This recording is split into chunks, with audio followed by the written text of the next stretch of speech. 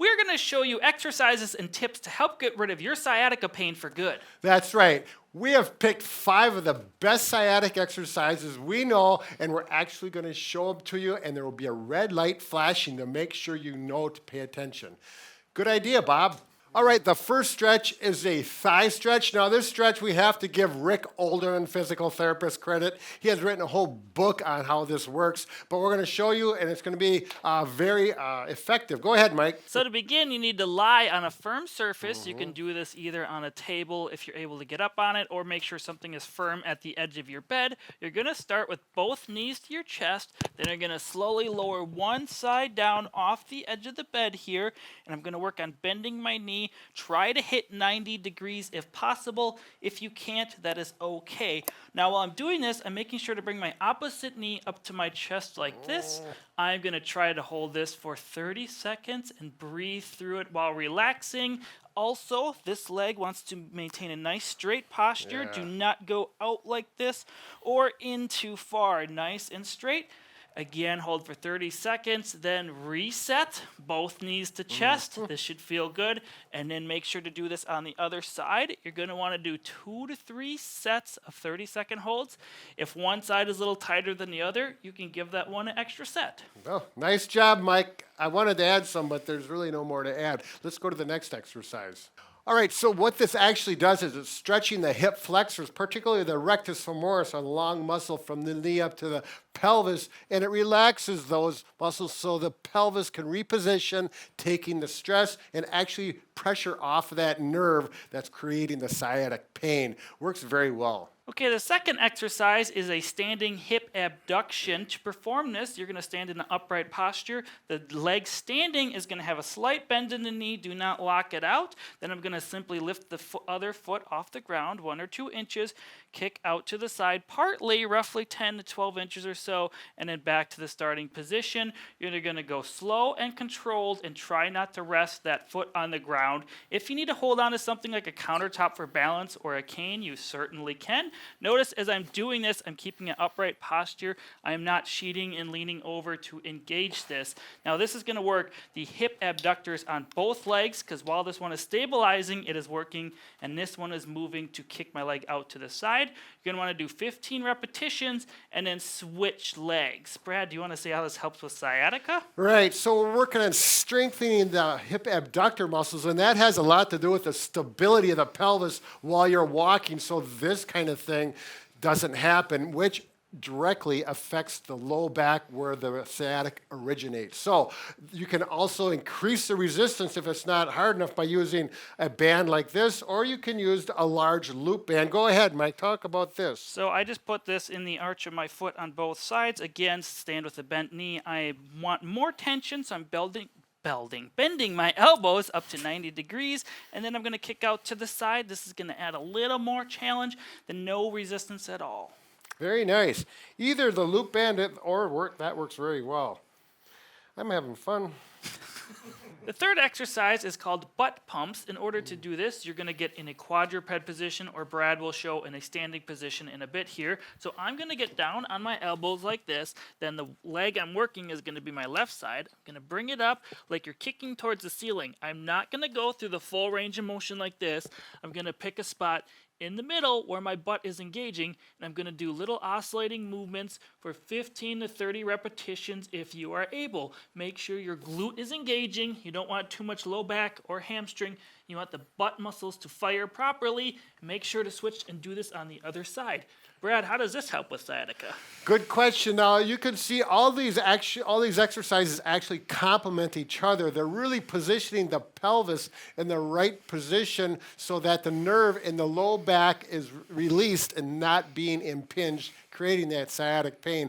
And it all works out together. It's really an ingenious method that Rick has started out with. So the other thing is, if you want to rotate this leg in, that will help emphasize that glute maximus muscle to be fired as well. So how you doing, Mike? I'm doing good. You want to show the standing version? Yeah, if you're unable to do this, you can do this on a bed if it's a firm bed or on the floor. If those aren't options, simply go to a cupboard. You can do it standing, hands on the cupboard. If it's a taller one, you want to go forearms, whatever you're comfortable with. This is too low for me, so I'm going to be at this position. This is the leg I'm going to work. This butt muscle right here. Bend this knee at 90 degrees or close to it. And then, again, we're not going way up high, and we're not letting the knee go here. It's that mid-range, right back in here. And you just simply work that motion reciprocating.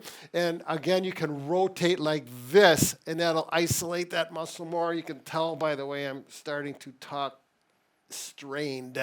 Do 10 to 15 of those, and make sure you do both sides. Stabilization is what it's about. Now, if you have one-sided sciatica pain, so I'm going to show on my right side, oftentimes you have some sort of side bending problem. I'm exaggerating right now, but you can see this side is kind of compressed. To open this back up, you want to take one arm, put it above your head, and try to walk 3 to 5 steps. Notice as I'm up here, my pelvis is staying lower. It's not lifting up like this. After 5 steps, I'm going to place the hand on my head and try to maintain this posture, leaving my ribs up and my pelvis down. Once you feel this being okay, another 3 to 5 steps, you can place your hands down at your side and see if you're able to maintain this opening position and not be flexed like this. How does this help with sciatica? Well, we're stretching the muscles on this side, and they're tight, and actually into this area, and we're opening that up. Again, the same thing, we want to take the stress and that tightness away from that nerve. So are you saying that we should walk around like this all day long? Yeah. No, just do it in your house as you need. Sure. Eventually, your muscles will learn to be stretched out. Most people just are unaware they're even doing this. Right. Good point. I just wanted to be funny, I guess. Now, the 5th exercise is actually looking at your walking. Most people, when they walk, they heel strike, and this can cause sciatica pain. How, Brad?